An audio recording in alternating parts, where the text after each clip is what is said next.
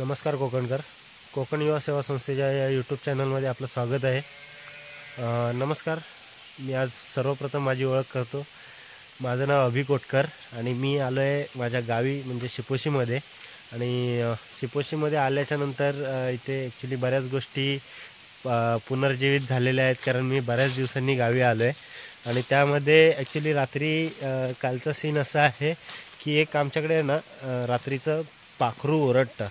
म्हणजे आधी जेव्हा मी गावी होतो त्या टायमाला पण आम्ही ते बघितलं आहे किंवा ऐकलं आहे, पण ते पाखरू कधी आम्हाला ते दिसलं नाही किंवा आत्तापर्यंत ॲक्च्युली ते दिसलं नाही आहे कोणालाही. तर काल रात्री असा सीन झाला. मी 12 वाजेपर्यंत बाहेर होतो, कारण घरात गेल्याच्यानंतर थोडा नेटवर्कचा इश्यू असल्यामुळे मी बाहेर बसलो होतो.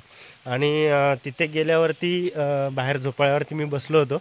आमच्या गॅलरीमध्ये झोपाळा आहे, त्या झोपाळ्यावरती बसलेलं असताना ते आवाज येऊ लागले. तर ॲक्च्युली त्याचा आवाज असा आहे की म्हणजे त्या आवाजाचा उच्चार की त्यामध्ये दत्तगुरू आणि ते पुन्हा तो दुसऱ्यांदा आवाज येतो ते कुठोपुरू असा आवाज आल्याच्यानंतर ॲक्च्युली बरेच लोक घाबरतात. पण आम्हाला आता त्याची सवय झालेली असल्यामुळे आम्ही काही घाबरत नाही. पण असा आमच्या आजीचा वगैरे समज होता की ते पाखरू ओरडायला लागल्याच्यानंतर तुम्हाला 2 ते 3 दिवसामध्ये एक वाईट बातमी येते. तुमच्या जवळचं म्हणजे आसपासच्या एरियातलं किंवा गावामधलं कोणी ना कोणीतरी वारलं आहे म्हणजे मेलं आहे अशी तुम्हाला खबर 1-2 दिवसामध्ये येते. आणि हे आमच्या इथे ॲक्च्युली ते वारंवार ओरडत असल्यामुळे आम्हाला त्याचं काय आता वाटत नाही.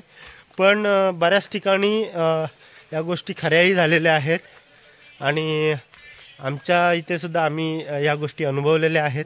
तर तुमच्याकडे जर असं पाखरू ओरडत असेल दत्तगुरू कुठेपुरू, तर मला नक्की कमेंटमध्ये सांगा की नेमकं त्या पाखराचं नाव काय आहे आणि ते रात्रीच का ओरडतं. जय हिंद, जय महाराष्ट्र.